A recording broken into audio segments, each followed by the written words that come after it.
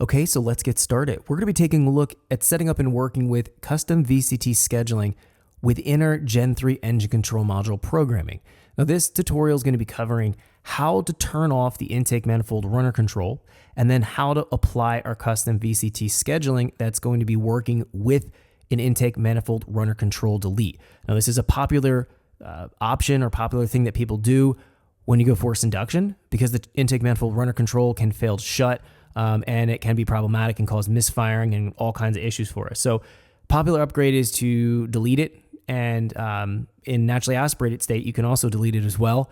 I find that the intake manifold runner control, the way that Ford has set everything up on the control, is there for economy. But if we've deleted it, I haven't really seen a huge hit in economy. I only see maybe 1 or 2 mile per gallon decrease. What it does is allow us to program a custom VCT schedule, which allows us to significantly reduce the amount of map points that we call out, which significantly reduces how many tables we have to program and to work with. Instead of going in and having 0 to 26 map points that we potentially have to calibrate and tune, we can actually shrink it down to essentially 6 tables that we have to work with. So we can shrink down 26 tables to 6. Greatly reducing how much calibration and legwork we have to do, whether it's naturally aspirated or forced induction. So we're going to go through learning how we can turn off the intake manifold runner control here, so telling the engine control module it's not in use, and then also how to apply our custom VCT schedule. We're going to be looking at using our Excel spreadsheet calculator so we can see this a little bit easier of what we're actually calling out.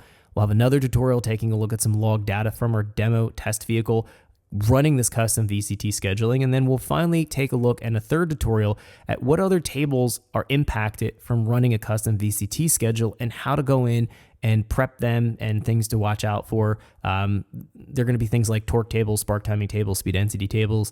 So we'll make better sense of all of the changes across these next few tutorials, but I wanted to break it down into shorter tutorials rather than having one really long tutorial that may be daunting to watch the entire thing from start to finish. Okay, so the first thing that we're going to do here is actually jump into our VCM editor software, and we are going to go ahead and open up a stock equivalent file so we can apply the template files to turn off the intake manifold runner control and then to also apply our custom VCT schedule. So what I'm going to do here is go to File Open, and I'm going to go here to a 2019 Mustang GT stock. Let's go ahead and grab that real quick so we see that that's going to be open.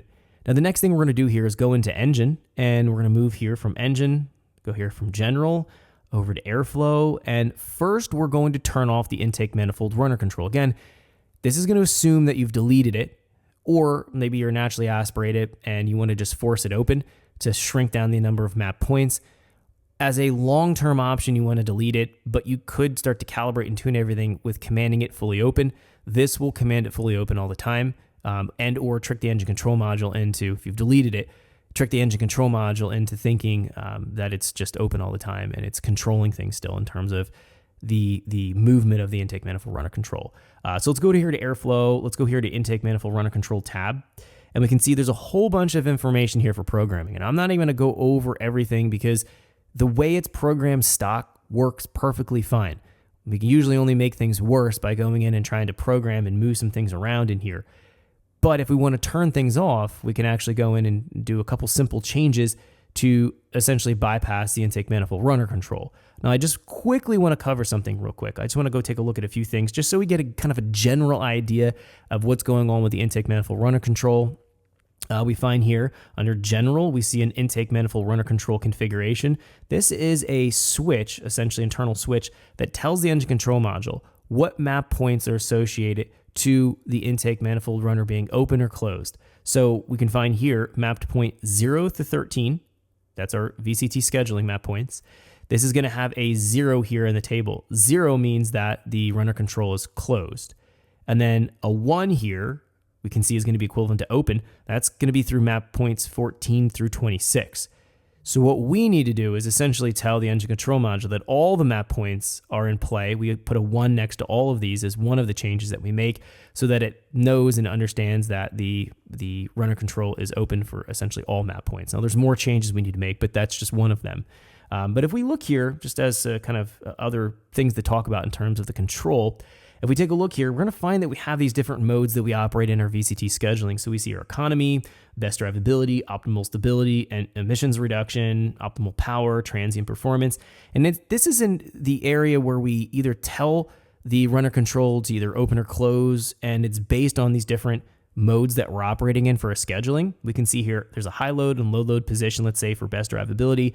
There's an open for high load and a closed for low load. And the loads are called out here from our load table. So there's an opening and closing.